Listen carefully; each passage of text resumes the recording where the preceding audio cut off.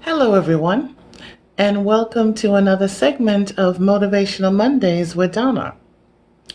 This week, I'd like to speak on the topic of obedience. Now, obedience is used in a lot of different forms. If you have a canine, when you get them as a puppy and you start to see them being a little bit difficult to train, you take them to obedience school, especially if they're getting older and they're continuing to chew on things in your home, on your furniture. Sure, when they're a puppy, we realize that, it's a teething situation. But as they're getting a little bit older, you want to be able to break those bad habits. So you take them to obedience school. If you're a parent, you expect your children to be obedient to whatever it is that you say, because you're not trying to lead them down a bad path. You want their lives to be blessed. You want their lives to have the favor of God on it. And so you try to be able to work with them where obedience is concerned. Well, our Heavenly Father is the same way with us. Because He knows what's best for us, because He is ordering our steps in life, He wants us to be obedient to Him as well. And when we're not, and we're starting to stray down a path that is not going to be good for us, then some of the choices that we've made, He will step in and intervene to be able to take us away from definitely sudden death or real harm that we could be causing ourselves.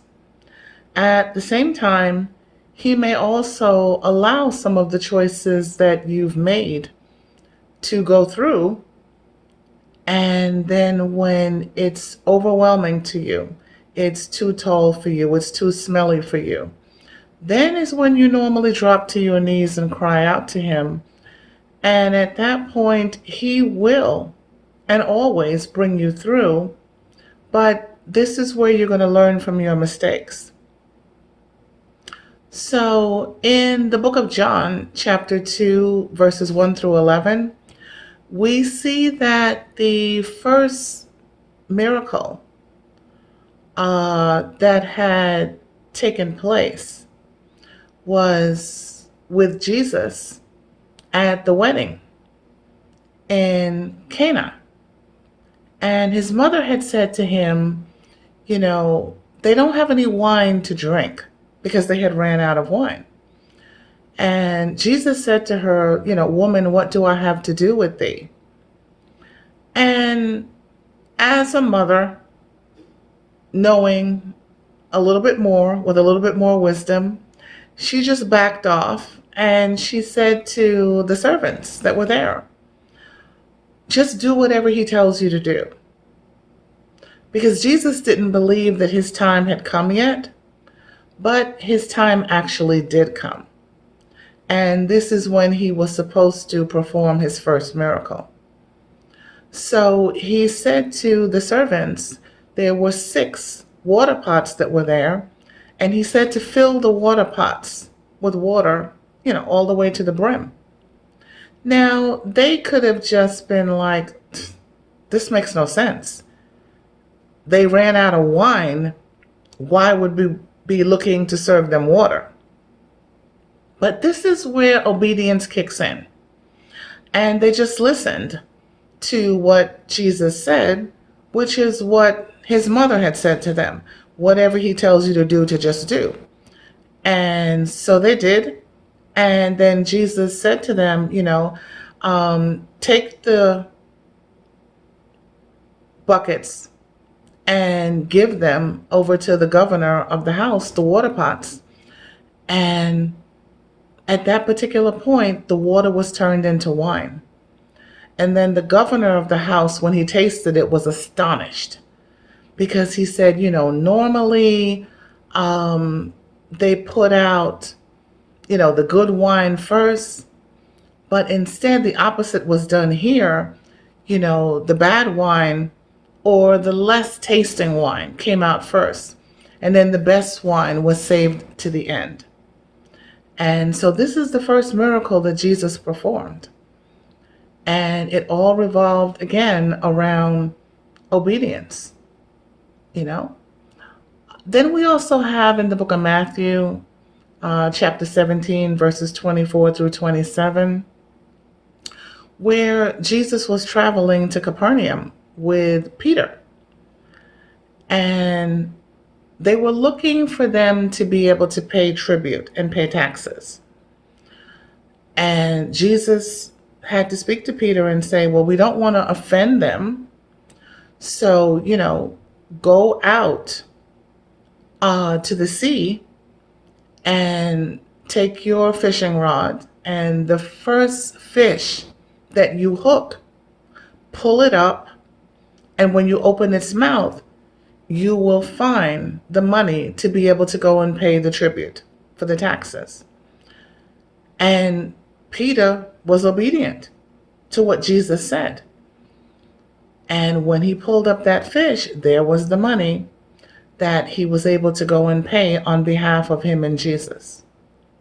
So obedience is critical in life.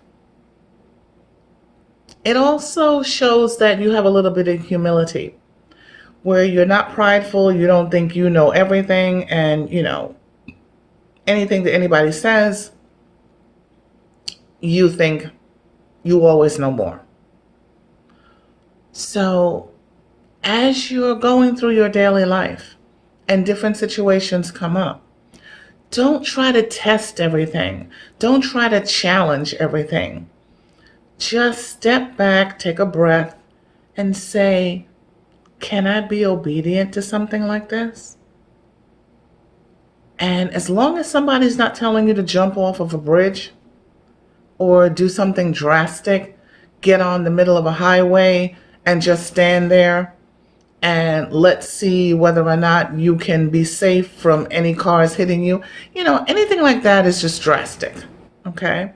But regular life obedience, you want to be obedient because it's actually going to bless your life. Now, we always end our segments on gratitude. And there was a gentleman by the name of Jacques Maritain. And he was a French Catholic philosopher. He was also an author of more than 60 books. And he actually helped to revive, the Thomas Aquinas time. And he was very influential in the development and the drafting of the Universal Declaration of Human Rights. And he actually had some beautiful things to say. He said that, I adore only God. He also said that we do not need a truth to serve us. We need a truth that we can serve. And we all know that God is truth. But the gratitude quote is very simple. Gratitude is the most exquisite form of courtesy. Think about that. We all want to be courteous. We want people to be courteous to us. So gratitude is the most exquisite form of that. So remember, this week and start, implementing that in your life. Don't be prideful. Just look at circumstances, use wisdom, and start being more obedient. And remember, gratitude. Have a great week, guys. Take care. Talk to you next week.